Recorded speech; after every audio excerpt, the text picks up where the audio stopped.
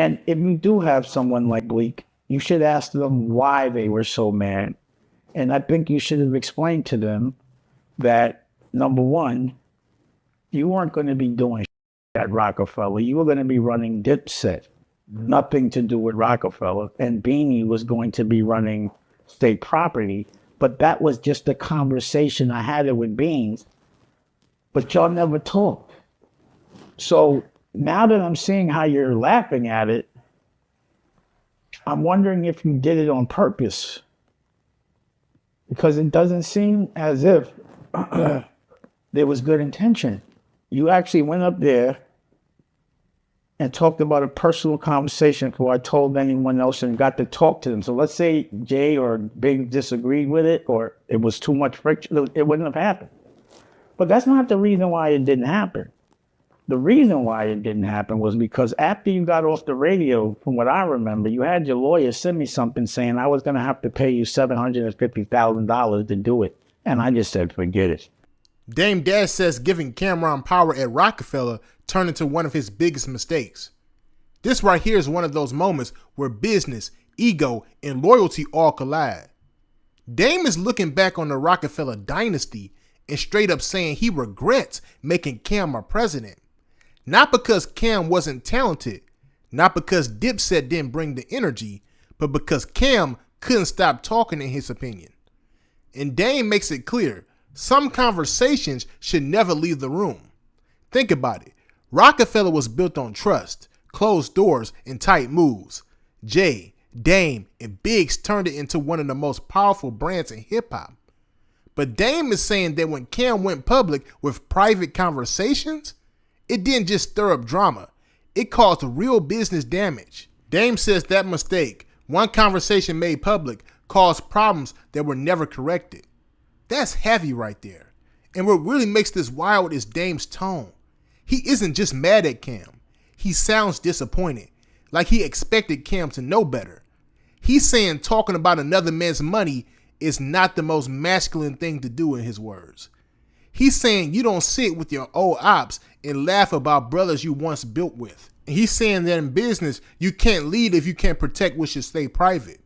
So now the question is, was Dame right? Did Cam's words really ruin Rocafella from the inside? Or was this just Dame looking for someone to blame years later? Either way, this ain't just a rap beef. This is a lesson in business, leadership, and how a loose tongue can cost you millions. And trust me, what Dame reveals next only makes this story even messier. Now I'm about to play this clip for y'all, but before I do, I just need you to like, leave your thoughts down below in the comment section, and subscribe. Cam has been talking a lot. Sometimes it's complimentary, but a lot of times it's things that I don't think that we should be speaking about publicly. And I can't, he won't, like I haven't called him a lot, but when I did call, he doesn't pick up. And I think he's publicly said he doesn't pick up my calls if I call because he can't win this argument with me or, over, I don't know. But I do want to give him some advice because I haven't been able to talk to him. So, number one, he said some things about my pockets. And initially, I was going to respond. But the Queen of Harlem came up and she kind of was just like, leave it alone. She made logical sense.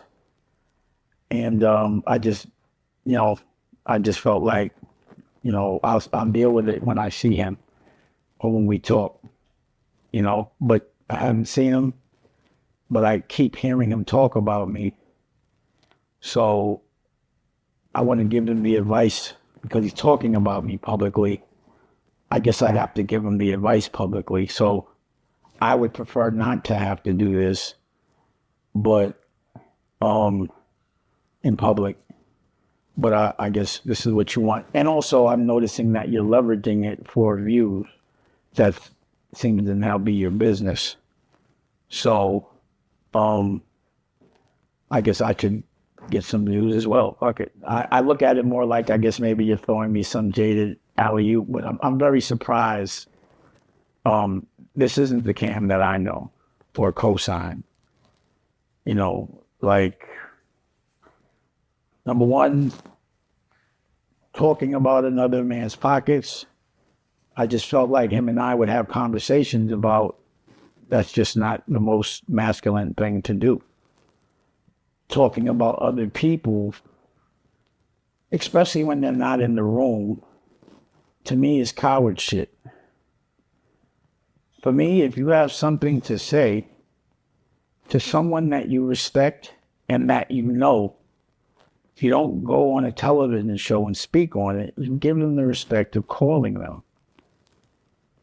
And, you know, I would challenge you to ask your co-host Mace or the girl that is with you if they think that the right approach is to talk about people that you respect that have helped you in public because they said something that you don't like rather than call them.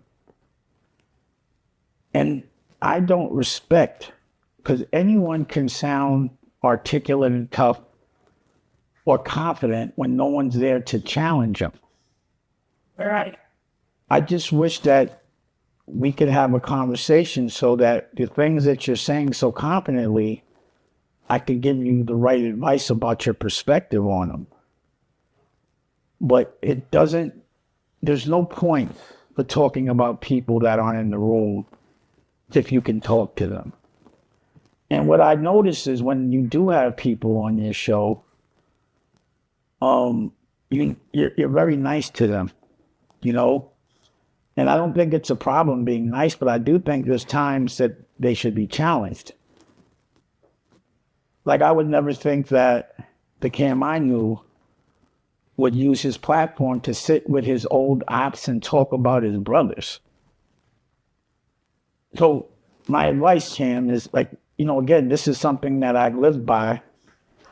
If someone had a problem with you, generally speaking, unless I could squash it, pause, then they had a problem with me. So if someone is disrespecting you and I have them on my show, respectfully, I'm going to ask them about it. But I'm not going to sit with someone that I know is disrespecting my friends and be ha-ha and he-heing with them. I just wouldn't advise that. Also, this thing I saw, because you brought it up, about you talking to Memphis Bleak on your platform about the presidency of Rocafella. Number one, it was the vice presidency that we spoke about. But all we did was have a conversation between someone that I respected to be able to have a real conversation with. Until I got to talk to the rest of my crew about it, it's just called talking ideas. And where I'm from, it's not thorough to have a really private conversation and go to the radio and tell everybody before everyone else knows. Now, I just thought you were young, and I didn't even let you know, but I think you know how many problems that mistake you made caused. But you never said nothing to correct it. And now you're saying something about the presidency, which is not true. Sitting with people that you used to disrespect daily, at least that's what I used to see, laughing about the fact that you misspoke, not caring about how much damage that caused to Rocafella. Memphis Bleak told you that started everything. And it's all because of a conversation we had that you went and made public. That's not some Harlem shit. That's some young shit. But now that you're about 50 years old, just laughing about it, thinking that that's funny, without caring about the recourse of this mistake you made, my advice is I don't think that's the way to approach it. And if you do have someone like Bleak, you should ask them why they were so mad. And I think you should have explained to them that, number one, you weren't going to be doing shit at Rocafella. You were going to be running Dipset. nothing to do with Rockefeller, and Beanie was going to be running state property. But that was just a conversation I had it with Beans, but y'all never talked. So now that I'm seeing how you're laughing at it, I'm wondering if you did it on purpose. Because it doesn't seem as if there was good intention. There's no remorse for it. I don't appreciate that. So that would be a conversation I'd have with you, like, bruh, you actually went up there and talked about a personal conversation before I told anyone else and got to talk to them. So let's say Jay or Big disagreed with it, or it was too much friction, it wouldn't have happened. But that's not the reason why it didn't happen. The reason why it didn't happen was because after you got off the radio, from what I remember, you had your lawyer send me something saying I was going to have to pay you $750,000 to do it. And I just said, forget it. Maybe I'm wrong. And then you attacked my art. So I have to address it. You gave an opinion on my art. I'm going to give an opinion on yours. Since Rocafella, I haven't seen you make a hit record yet. And to the extent that you're no longer, rapping. So I always wondered about that. I'd be like, I don't understand why you're not putting out these records like you used to. But, at the time, I don't think you weren't coming around, because I think that thing had happened in front of my cousin where, homeboy punched you in your face, and you never had that conversation with me. I had to hear about it through my cousin because you're very non-confrontational. I believe that Sen, who's next to you, PF, everyone, all your friends, and we all know that you've always been very sensitive and that you are very overreactive. So it's hard to tell you the hard truth. But the truth, Cam, is I just feel like, you've been overreacting. Loose words can cost you big business. That's a real message I took away from Dame Dash's breakdown about Cameron and Rocafella. And to me, this situation is bigger than just hip-hop drama. It's about leadership, trust, and how one slip in communication can shake an entire brand. When Dame said Cam talking too much ruined Rocafella, I don't just hear a shot at Cam. I hear a warning for anybody trying to build something powerful. If you look at it, Rocafella wasn't just a record label. It was a billion-dollar blueprint in the making. Jay-Z, Dame, and Biggs, they were writing the manual on how to turn culture into commerce. That kind of movement needs everybody locked in, moving like one unit and keeping certain conversations private. Because the second private business becomes public gossip, it stops becoming strategy and starts becoming ammunition. I also think this shows just how fragile partnerships are when egos get involved. Dame's regret about giving Cam a leadership role isn't just about Cam personally. It's about how tough it is to balance friendship, loyalty, and business under the spotlight. A president in any company, whether it's music or corporate America, has to know when to talk and when to stay silent. That skill can protect the business or sink it. But here's the flip side. Cam was always outspoken. That honesty, that Harlem energy is also what made him a star. Sometimes the same trait that makes somebody magnetic as an artist can cause friction in boardrooms. I can't say Dame was wrong for feeling burned, but I also can't say Cam was wrong for being himself. What I see is a lesson. Talent and leadership don't always align. Not every superstar is built to sit in an executive chair. And that's why I don't look at this as a failure. I look at it as a case study. Rockefeller's story is legendary because it was messy, brilliant, and real. The fact that we're still breaking it down decades later proves it. Business students can learn from it. Executives can learn from it.